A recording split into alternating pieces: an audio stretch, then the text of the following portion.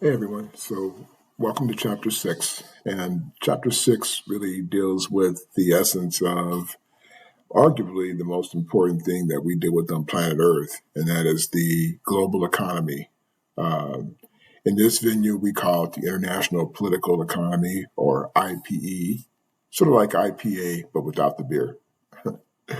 And this chapter really is about understanding the nexus between people, money, politics, and power, and how it's utilized, how it's manipulated, how it's abused within the system.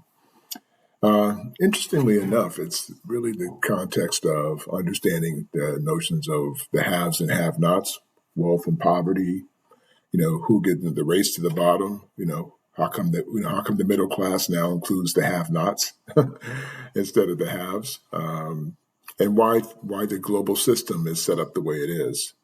And so this chapter really looks at several different theories with regard to this. We call them the classical theories of international political economics, or IPE. And I do want you to understand, I'm not expecting you to be the political expert or the international economics expert in this chapter. It's just to give you sort of a framework of understanding how the international system works with regard to money and politics and power and greed and all the things that play into it that drive the system. It's like the question of the chicken or the egg, which comes first, right? And in this situation, it's the question of, well, does money drive the politics, or does politics drive the money? Or does the economy, when we see money, I mean the economy, which drives which? And then in the midst of all that, how do we explain the dynamics of what has occurred over, say, the last few hundred years that has developed the economic system that we live under today?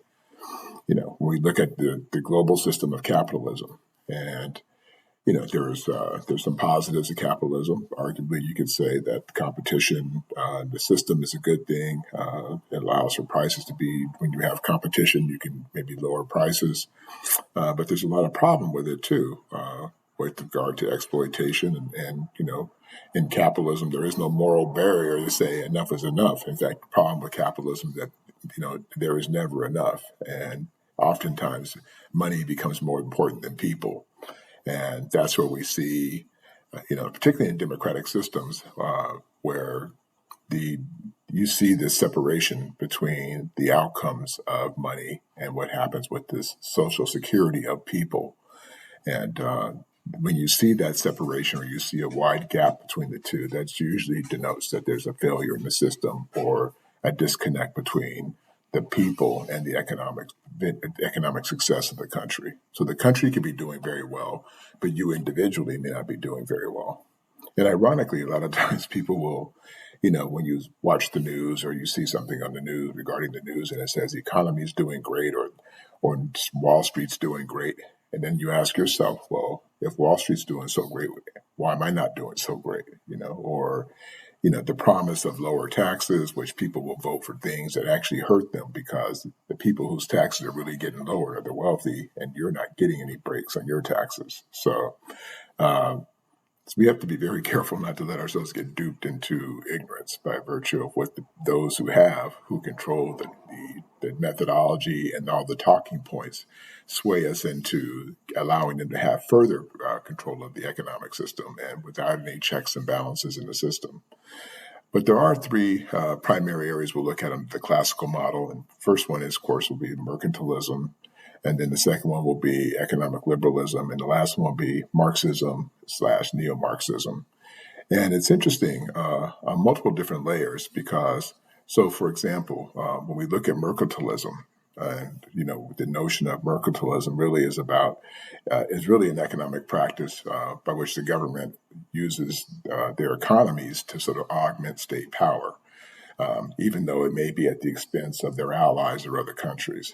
So it's about maximizing your own economy, even if you have to step on other countries. And so this is sort of the notion of mercantilism. And even democratic systems use this form of government or governance and power over the economies of their countries to basically screw over other countries. And then the other one, economic liberalism, is really about the notion of what's beneficial and desirable. Well, what it really is sort of like it's generally thought of as a beneficial and desirable process for developing countries. So the underlying goal of economic liberalization is to have unrestricted capital flowing in and out of the country. So basically, you boost your economy, you boost your economic growth and efficiency by having basically free trade or open trade around the world. So if you can exploit other countries and buy goods for pennies on the dollar and sell them at your home or other places for trumped up prices, then you win, right? Even though it may exploit the people in those countries, like in the third world, or it could be whether it's in Central America or South America or Africa or Middle East or Southeast Asia, the people who struggle as a result of the successes that we have within our own country. And you don't get to see that side of it, but that is in fact actually what happens. And then, of course, the issues of Marxism. And Marx is an interesting character. It's funny, he gets blamed for a lot of stuff. He was really just a difficult man. And he's an economist by training, and he was an alcoholic and a very grumpy old man. But, he grew up at a time, in the Industrial Revolution when, the exploitation of people was at its height. And so it was very interesting to see how, what happened when you had this exploitation and how it affected the workers. And so his simple notion, if I may, or keeping it simple, was just that when the people could no longer afford to purchase the goods they produced, then they would rise up.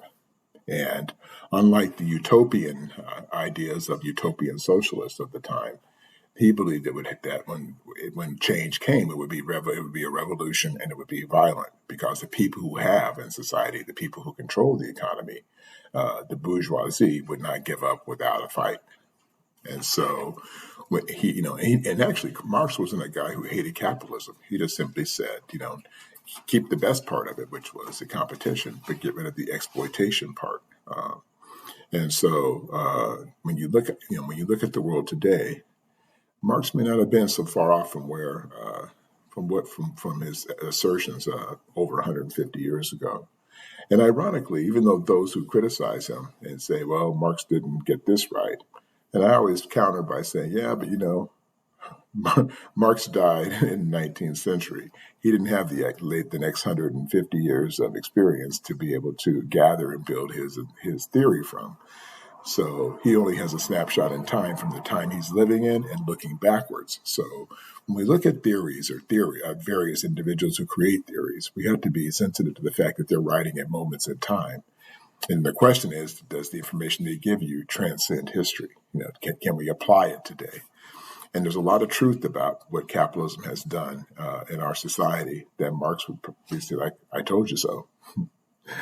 So in this realm, understanding this global model that we've created for ourselves, where all the wealthy countries are all tethered together, kind of like dinghies on the side of that Titanic.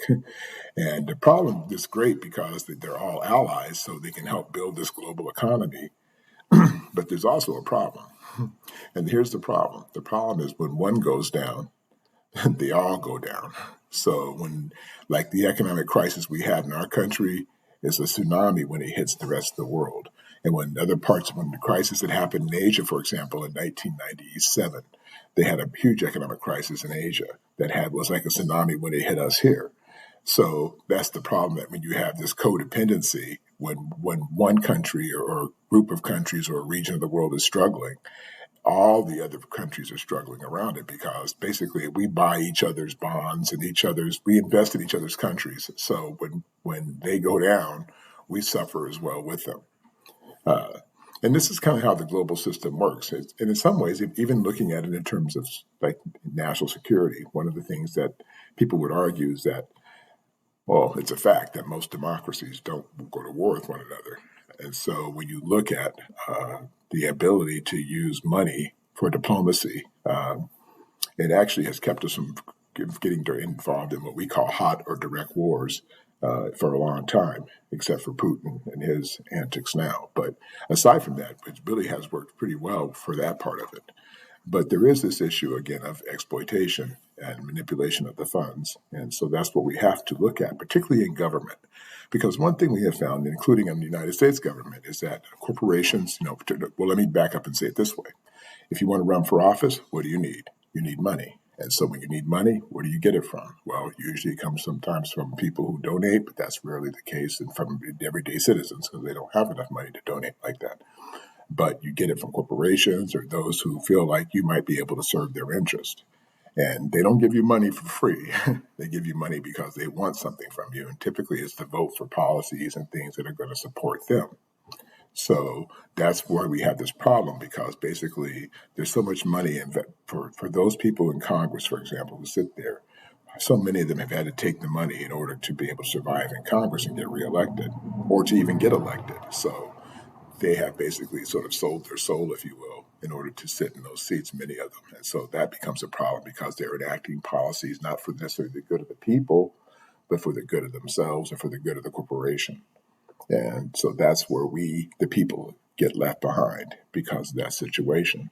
And so the impact of that, the impact of foreign entities that control our money in our country, or in fact that many of our beloved American corporations are controlled, or the parent company, it could be owned by a foreign entity. And we don't even know it. It's like we think mom and apple pie, and mom and apple pie is really owned by somebody in some other part of the world. And so this is the things we have to be able to look at, and we're going to look at in this chapter. And then the next chapter, we'll get into more specific debate on this. So take a look at this, check out the chapter, and we'll see. We'll come back, we'll circle back to this in the next chapter. So enjoy the chapter, and I'll see you in the next chapter. Okay.